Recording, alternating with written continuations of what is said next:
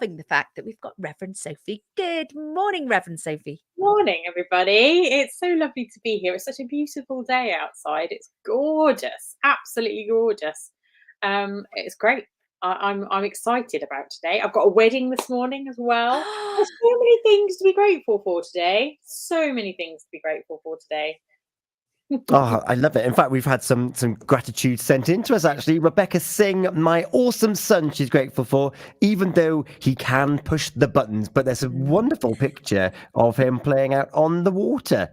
It does look incredible. Anna's been in touch this morning as well for our Grati-Tuesday. She said, I'm grateful to have witnessed It's a Knockout and meet G and T and the rest of the Pure West Radio team, because Anna came down to the Quins in Pembroke Dock on Sunday, and we had some lovely photos taken as well. So, yeah, grateful message there. Thank you, Anna.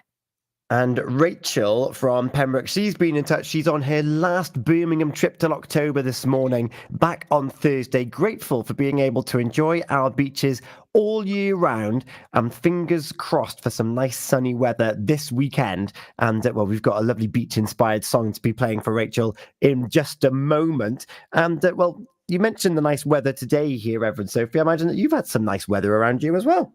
I have. I've had some wonderful weather because I've just had 10 days in Normandy, and the weather was a balmy 24 degrees most days. We had a little bit of shower on one day, but other than that, it was lovely and glorious. And talking of beaches, it just so happens that I was going to talk about beaches and various other things today. So I'm eternally grateful for my friend who has a house in Normandy. So we went to Normandy, stayed with him, although I think it was a bit of a shock to his system because he's gone from being a single man in a house with a dog to being to having my entire tribe of 6 adults turn up on his doorstep for 10 days. So I think he's grateful that we've come home. He was glad to wave you bye with a big smile. Bye. Bye.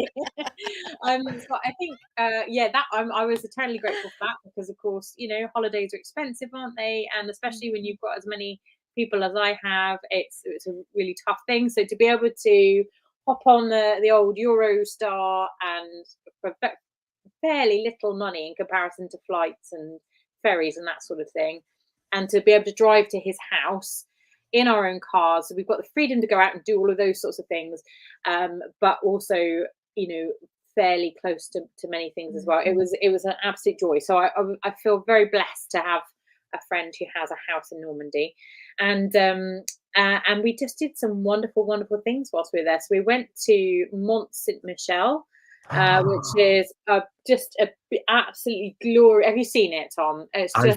I've been twice. It's one of my favorite places. Yeah, it's just stunning, absolutely stunning. I mean, you look at it from a distance and it's beautiful, and then it's that. And we're very lucky in Pembrokeshire that we've got St David's. So St David's is a place of pilgrimage, but of course Mount St Michel will also have been a place of pilgrimage. And you know, you get to this mount that is in the middle. Essentially, it looks like it's in the middle of the ocean. And you walk out across this causeway, and you can imagine that people have been walking to this destination for ages, for hundreds of years. And then you get to the base of this, what is a mountain, and you've got to walk up that to get to your final destination. And I sort of think the willpower, the strength, the determination that you need to be able to do that after having, I mean, we cheated. We got a bus from one end of the causeway to the other. But if you know, a couple of hundred years ago where there weren't buses and people were still making their pilgrimage to these places, it's phenomenal the determination people had to be able to reach.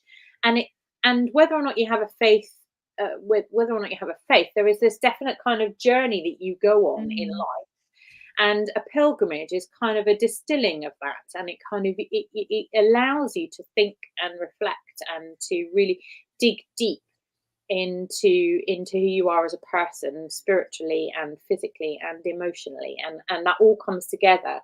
And that very last push at the end of that pilgrimage is just, you know, if you're doing it properly, must be absolutely both blooming hard work, but also completely and utterly life-giving as well. So I just think wonderful.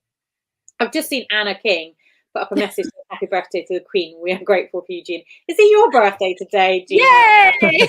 Oh, I need to sing happy birthday now. Happy Thank you. birthday to you. Happy birthday to you. Happy birthday, dear Gina. Happy birthday to you. Hooray! Oh, thank you so much. Thank you. I was sort of in depth and thinking about this lovely pilgrimage, though, and the walk. I was just imagining myself sort of going to these lengths. So, yeah, please do carry on. Well, but I mean, actually, the other side of our week away was that we also went to the D-Day landing beaches. So we went to the Omaha beach, we went to the Sword beach, and there was one other that we went to, but I can't remember which one it was. So we went to various D-Day landing beaches. We also went to the British Memorial site as well, which took my breath away. Absolutely took my breath away. There was a piece of artwork there, which is essentially these black silhouettes of soldiers. And there's one there for every man that died during those D-Day landings. And for someone who, as far as I am aware, my granddad landed on one of those beaches and survived to tell the tale. So I was really, really lucky in that respect. It was another journey. It was another pilgrimage that I hadn't anticipated taking that at that time. So it was a really interesting mix between a pilgrimage that you anticipate and a pilgrimage that you happen across. And I think that's really it's quite an important thing to hold on to in life generally. There are often things that we plan on doing, and often things that we aspire to, and dreams that we have, and so on and so forth. And then there are those moments that we're not planning for, and whether they're traumatic or whether they are good, they change who we are as people. They affect who we are and how we grow and how we reflect, and so on and so forth. So that was quite an important reflection for me. The cat's just come in. We weren't expecting that. It wasn't planned, was it? But also, I think with the world as it is at the moment, to be reminded of the lives that were given during that time was just, for me, a complete.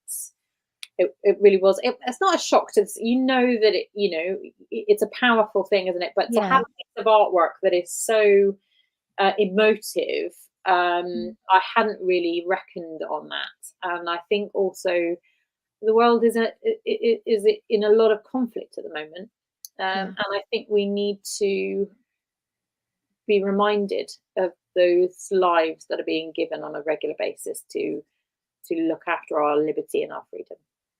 So there was so many things that I'm grateful for, so many things that happened, but beaches and walks on beaches and reflections and pilgrimages are all of those things that have happened over the last 10 days that have been really important part of my journey over the last couple of weeks. So yeah, there we are. And I bet as a family you've made lots and lots of memories and everything else as well. Just a Huge gorgeous amounts summer. of memories. Yeah. Yes, whilst we were away, it was my husband and my anniversary, our wedding anniversary. So we've been married 24 years. So that was exciting. And next year we're celebrating our 25th by going to Egypt together. So when we first met each other, we promised each other that we would go to Egypt at some point, and we've not yet managed it. So 25 years later, you're going to get there. Later, we're going to go to Egypt. We are going to explore the pyramids, and we're going to go up the Nile and do all of those lovely things. So I'm really excited about that. So yes, it's been a really good family time, and a good time to be able to just to kick back, relax, and enjoy each other's company. And the sunshine, and the wine, and the cheese. And the wine. There was a lot of wine, a lot of cheese. Sounds perfect. You've brought the conversation onto food and drink, which means I need to ask, did you try a galette? No. What's a galette? It's a savoury pancake which is perfected in the northwest of France over Normandy and Brittany, and there's usually a fried egg in the middle, but you'll get chives and like bacon and ham and mushrooms and different cheeses, and they are delicious. Rev Sophie, I think your Grati-Tuesday this morning, after having a couple of weeks away, just an example of the tapestry of life, and that there's things to look forward to, and there's highs, and then there's things which bring us down into lows, but they make you realize and give another understanding on the world around us, and that you have to take one with the other, and it's what we do with that information and how we feel and what we bring that forward onto next. A prime example, you felt all of that in 10 days, and it's amazing. And we can feel all of that in like 10 minutes, and but we're resilient creatures, and it's to look up and be like, actually, yes, that bad thing did happen, but it means something good is on the way, because that's the way it works, isn't it? Yeah, absolutely. That's life. Definitely, it is life. Yeah, and it's part and parcel of who we are as human beings, and part and parcel of who we are as God's creation. It's it's an up and down world, but it's an exciting world as well. Yeah, it is. And talking of ups and downs, sometimes we have our own downs that are kind of our fault, and we might be asking for a bit of forgiveness.